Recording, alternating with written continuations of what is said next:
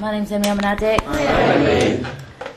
Thanks for asking me to share, Lester. It's a real privilege, and yeah, I'm really happy to be in Bury. I was driving down the motorway, we were coming close, we were just driving through Cambridge, and I thought, I was getting all that lovey-dovey feeling that I get, when I think of Bury, and yeah, I felt it quite a lot recently. I've moved away, and I've fantasised about coming back to the lovely Bury Fellowship, and I'm finally here. So I'm really happy to be here, and I'm really happy to see some, all your faces. Most of you I know. Welcome to the people that I don't know.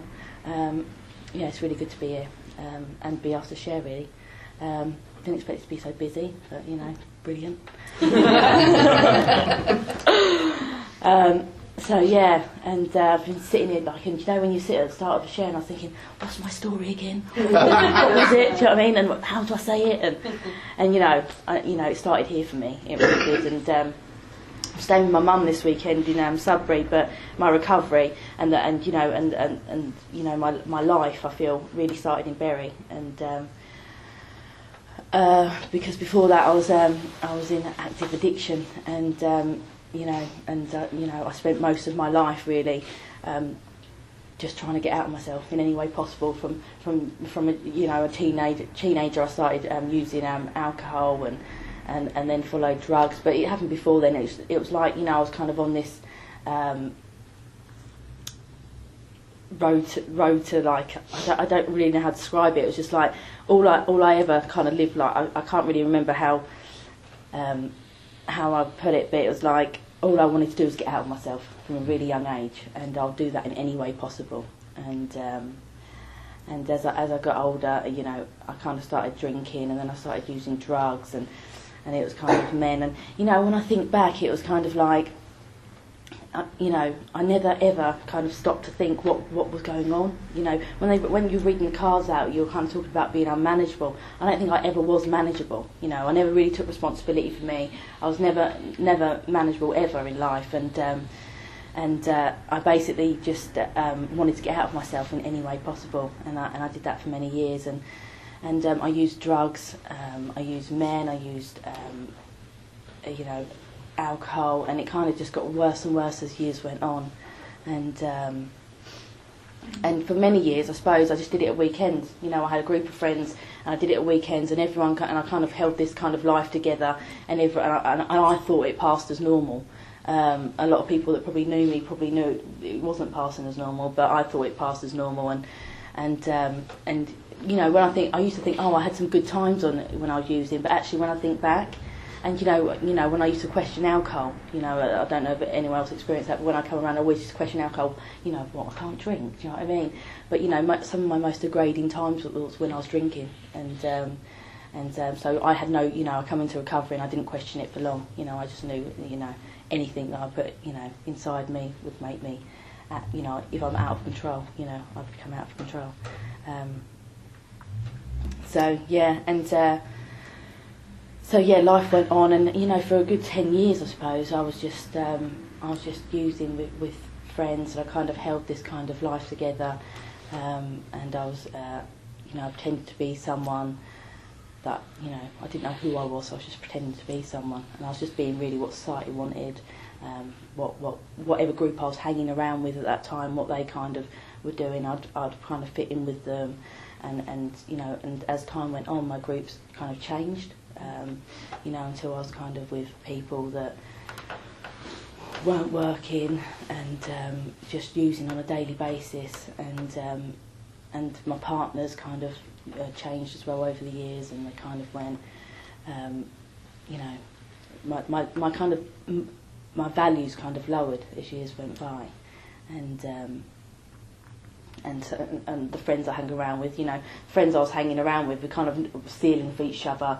And that was okay, and we were still really good mates at the end of it. Do you know what I mean? It kind of, it was just as I went down, the kind of groups I hung around with did, but I still belonged somewhere, and that's what most of my reason was life. Just wanted to fit in, and anyway, and then I ended up working in the bank in London, and I think I'd finished a relationship, and my drug use kind of flourished, and then I kind of I was started to use on a daily basis, you know, because I don't know about anyone else, but when I was in relationships, I kind of used less for some reason, because I was kind of fixing on a guy, and then I kind of get single, and then I'd go mad at using. It was just anything to get out of me, really.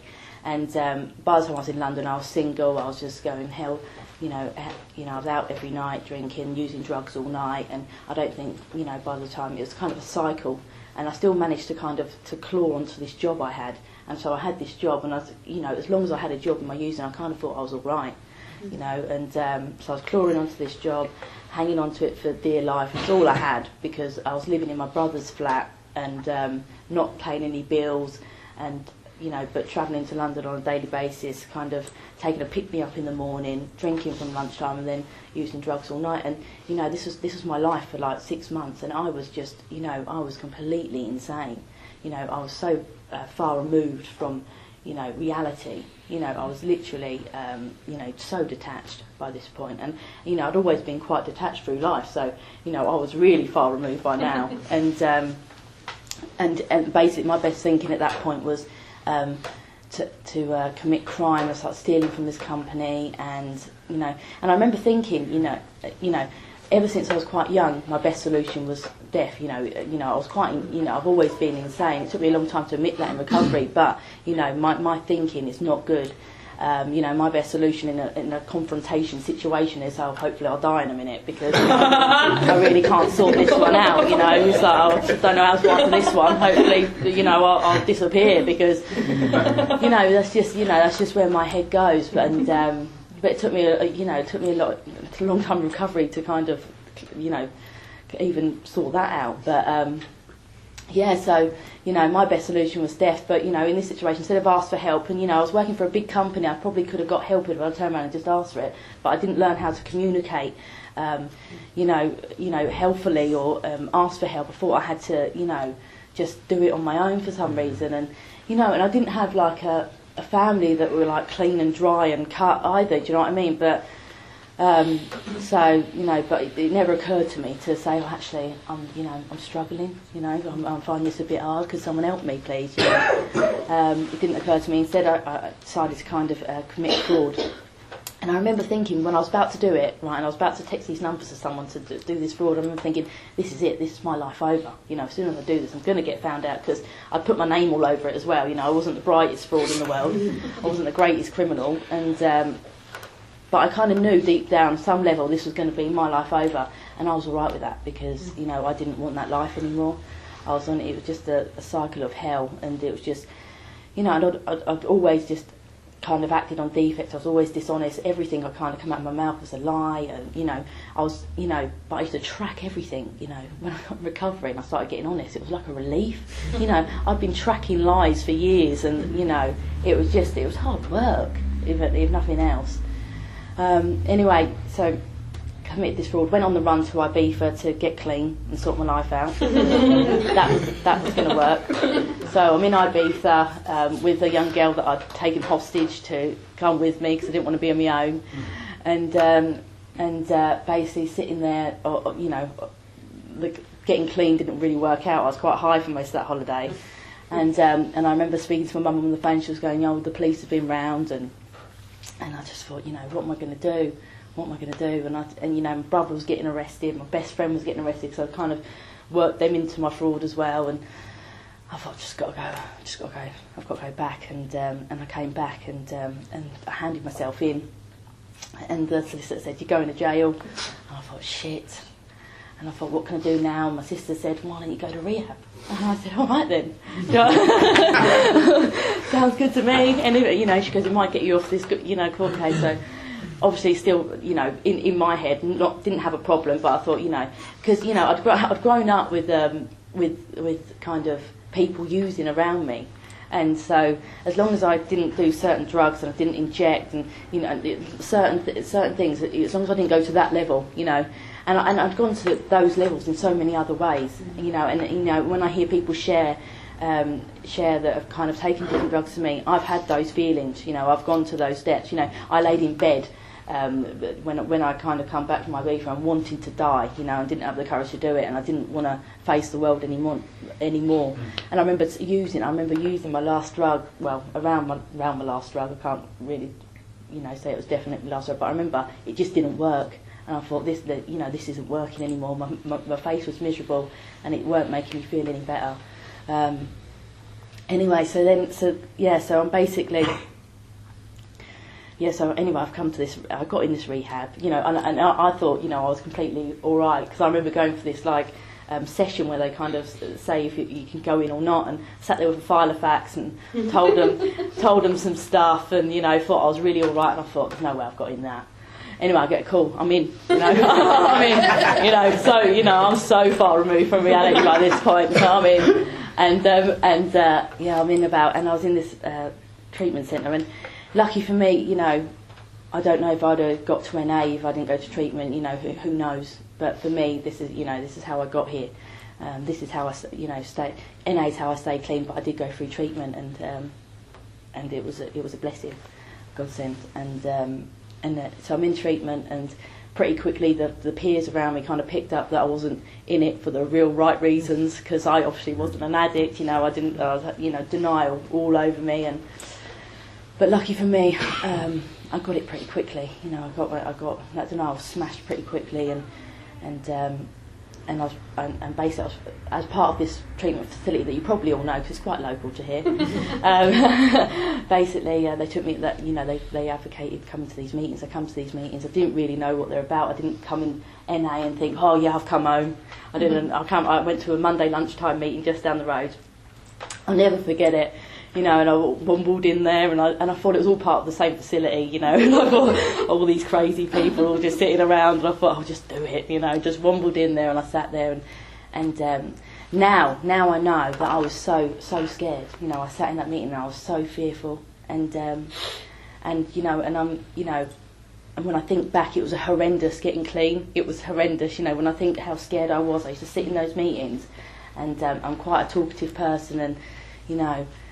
And I like to think I was confident then, but I don't think I was. Not real confidence. It's kind of a fake confidence. But I used to sit in those meetings and think, please don't speak to me. You know, don't talk to me. Don't put a card near me, and don't put a card near me. Don't move a chair, because that would just fuck it all up, wouldn't it? You know what I mean? Then we're really talking trouble. You're going to move a chair near me. You know, I was that scared, and. But you know, I kept coming back, and I don't feel like when I walked to my first meeting I'd come home to NA, but I did feel that I didn't want to take anymore. You know, you can't. You know, people I started to meet in these meetings, they kind of put their arm around me, and not many people wanted to be near me by the time I come to this room. You know, my family, my mum didn't want me at the house. My friends didn't speak to me. I'd kind of stolen from them all. I'd hurt everyone that loved me, you know, dearly. You know, I'd literally. You know, like most people, I guess, that come into these rooms, I've kind of broken every kind of law that there was known to kind of, you know, relationships, friendships, love, you know, from loving people that loved me unconditionally, you know, didn't want me in the house, and so, you know, when I came into these rooms and people just put their arm around me and said, "How are you?" It was just like, thank God for that, you know, because I had nowhere else to go really,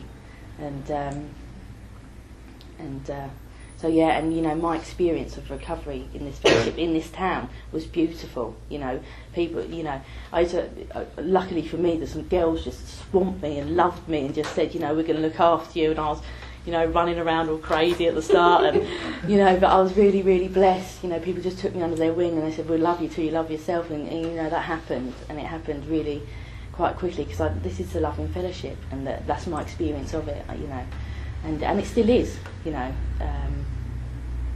Yeah, I've had really, really lovely recovery, and it's definitely been the best 2 years and 7 months of my life. But yeah, so I get into recovery, and things get, you know, I get a job with some ex-bosses pretty quickly, so I'm back in life, and I'm like, well, that was a quick break, wasn't it? You know, it was like a couple of months I had off there. You know, I thought I could have done with a bit longer. You know, and if you get a chance, do take a bit longer. Just do recovery, because you know it's one of the greatest times of your life, early recovery, when you've just got not many responsibilities, and you just want to learn about yourself, because you know that is what it's about. and doing work and meeting like-minded people and sharing your stuff and sharing your feelings. You know, I've done a lot of that in recovery, and you know, I don't know what happens, but as time goes on, I kind of get more feelings. And I remember, you know, and I've kind of been through quite a bit in recovery. I went through a court case. Oh, that was the big decider part actually, because I went for this court case, and that's the reason I kind of got into recovery. So I went to this court case, and it was like 5 months clean, and I got off. I did have to, you know, pay the money back, which I was more than willing to do. Got a bit resentful later on, but we'll talk about that. And you know, I did probation and community service, and I was working, but I kind of got off, and it was that point, you know, it was a big point. It was like, do I want this for me? You know, is this about me? And you know, and I said, yeah, I do. I want it, and you know, I grabbed it with both hands, and I have, and that's what I've done with recovering. And you know, and I think sometimes, and I think, you know, why have I made it, and some people haven't. And I think about it, and I think, well, actually, I haven't lost my gratitude. You know, when I came here, I've been grateful since the day I got here, and I haven't lost it, because you know, I was given a chance to start gaining effect and learn a new way to live, and I was going to do anything to kind of get that. You know, I came to these, I saw people and they were smiling, they were happy, and I used to think, oh, that's such a cliche thing to say, you know, when people say that, but it's true. You know, there was something in these rooms that people had that I wanted, and what I had to do was to keep coming back, and then I was going to get it, and that's what I was told to do, and I did it. And you know, if someone had told me I had to run up and down 50 flights of stairs to find a higher power at the start, I probably would have done it, because you know, I was just wrecked by the time I got here.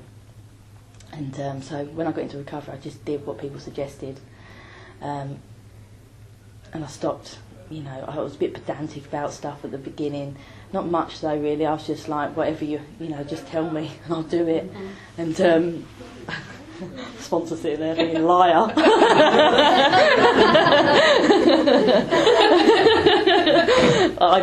This is my perception,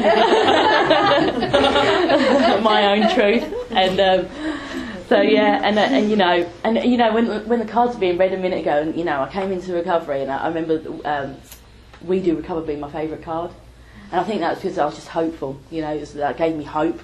And now my favourite card is How, and it's because, like Lester said when reading the cards out, it was like, yeah, it's the solution, isn't it? And you know, and now I can answer that. You know, how do I do it? How, you know, help me. You know, I'm okay with that now, because I know what I'm like. I'm a crazy chick left to my own devices, and when I'm in that thinking, I get really involved in that thinking, and you know, I believe what's going on sometimes, and you know, it's not always right, and I need other people's perspective. And you know, I've just recently gone through a massive change. I've just moved up to Manchester, and it's thrown me through a loop. You know what I mean? It's like, you know, it was like I keep waking up and I was like, fucking hell, I'm in Manchester. How did I get here? But you know, I know how I got here. It was like, took 6 months of like deciding, planning, kind of getting a job, and I did all of that. And but it's kind of different when you actually arrive and you're like, oh wow. And all I can say, you know, I couldn't have done it without this fellowship at all. You know, with people here that I've called up continuously and cried and laughed and gone crazy with, and my partner actually has been really supportive since I've moved up to Manchester, and the fellowship up there, and this is what's great about this, you know, about being in these rooms. You can go anywhere in the world and kind of plug into this stuff, and I've plugged right into Manchester Fellowship, and it's been really and my experience has been the same. Everyone's been loving and kind, and been really supportive. They're not as good as you lot though. This is where I started. No, but yeah, so it's and I've had a really, you know, it's been a lot harder than I expected. You know, I just thought it would be like early recovery here, like when you're building all the new relationships and it's all just like really good, great fun, and but it isn't, because I'm further down the line, and it's kind of trying to meet people that are kind of around the same kind of clean time as you and stuff, and kind of working with that, and meeting new friends, you know. I think it's really easy to make friends, but it's been harder, you know. I've kind of, because I suppose I'm willing to give more now, so I kind of like, you know, I want to be met in the same way, and but I'm settling, and it's been, and I've grown a lot, and you know, I've gone back to kind of running this program rigorously, and when I'm in fear, I said, you know, that's what I do, you know, because that's what I know works. And so I've been doing my step work, I've been going to meetings, I've been speaking to my sponsoring girls, and you know, I've been running this and doing service. I've got a home group, I've got a basic tech study group on a Wednesday, which I love, and I've signed up to F&E. I've got really involved because, you know, that's what I know to do, and I'm really enjoying it. I'm starting to enjoy it, and yeah, it's all coming together. It's all coming together. But it's been really scary, you know, it has been really scary, and I've just had to face it and carry on, work spiritual principles, and it's been okay, and I've got knockbacks on jobs, and, you know, because of my criminal record, and, you know, and I always seem shocked, you know, I've been dishonest, lied on an application, and it's come up, and I'm always shocked, and then I'm in bed for a weekend with some ice cream, and then, I get over that, and then like 2 weeks later I go, I'm going to go for another one. Let's go for another one and do the same. But yeah, I didn't do it, you know, and that shows that I'm going to make different mistakes, and that means I'm still growing. And, you know, because the more I go on in recovery, the more I just know that I understand the less I know, and that's all right. And yeah, and I'm just getting there really, and. Yeah, I'm really, really, you know, over the moon to be here. I'm really grateful to be in recovery. I'm grateful to see all you lovely people, because, you know, you all mean so much to me. You've all been part of my journey, do you know what I mean, in one way or another.